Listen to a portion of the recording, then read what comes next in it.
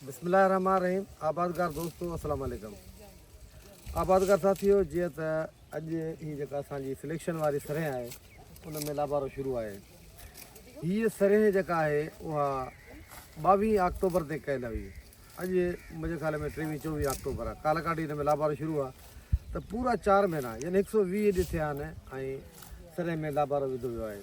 सरें में लाबारो सफ़ा फुल पची वञे उन पोज़ीशन में कोन विझिबो आहे। कुझु भूरी हूंदी आहे उन पोज़ीशन में विझिबो आहे त जीअं छणे न, छो जो हीउ अहिड़ो फ़सुलु आहे जेको छणंदो वधीक आहे, ज़ाया वधीक थींदो आहे।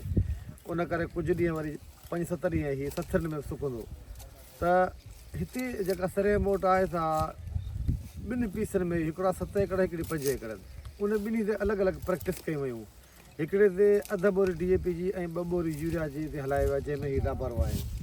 ॿियो जेको टुकड़ो आहे हिन पासे थोरो हीअं करे ॾेखार स्लो में त परते जेको आहे उहो जेको टुकड़ो आहे उन में जेको आहे सो DAP जी 1 बोरी ॾिनी वई आहे, यूरिया जूं 2 बोरियूं ऐं अमोनियम सल्फेट जी 1 बोरी, उन सां गॾु ह्यूमिक एसिड, यानी 2 प्रैक्टिसूं कयूं वियूं आहिनि। हिकिड़ी आम रवायती प्रैक्टिस जेका थींदी आहे, अधु बोरी DAP ॾियोसि ऐं यूरिया जो 2 बोरी ॾियोसि, ऐं ॿिए में जेको आहे फुल प्रैक्टिस कई वई आहे। ऐं हाणे खरो निकिरण खां पोइ पोज़ीशन ॾिसणी आहे त प्रोडक्शन वधीक कहिड़े में अचे थी। ऐं तमामु बहितरीनु आहे हिन वैराइटीअ जो जेको दाणो आहे, आम जेके जिन्सूं आहिनि उन खां थोरो थुल्हो आहे ऐं फरी जी साइज़ बि थुल्ही आहे। ऐं मार्केट में विकामण जे हिसाब सां 100-200 रुपया हीअ वैराइटी मथे वञे थी। छो जो लास्ट ईयर बि मुंहिंजे भाउ वटि लॻल हुई त उहा माना मथे विकामी वई। त अॼु हिन में 120 ॾींहंनि में यानी 4 महीननि गुज़रण बैदि लाबारो पियो आहे। अक्सर करे कणकूं जेके सिंध जी वैराइटियूं आहिनि उहे बि 4 महीने जे ड्यूरेशन जी हूंदियूं आहिनि, जंहिंमें TD1 आहे या इमदाद आहे या ॿियूं जेके जिन्सूं आहिनि, ख़ासि तौर ते जेके सिंध जे इदारे जूं ठहियल आहे या सकंड इदारे जूं E107 सां 120 ॾींहंनि में लाबारो हणाईंदी आहे।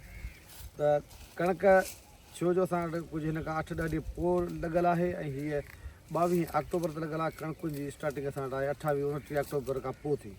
त कणकूं बि रेडी आहिनि बिल्कुलु। उहे आउं चवां थो त TD1 में त लाबारो सुभाणे पइजी वेंदो, पर हिन में सरें में लाबारो पइजी चुको आहे। हाणे जेका हिन जी रिज़ल्ट हूंदी उहा तव्हां दोस्तनि जे अॻियां इंशाअल्लाह ताला शेयर कंदासीं। तव्हां दोस्तनि जी वॾी महिरबानी।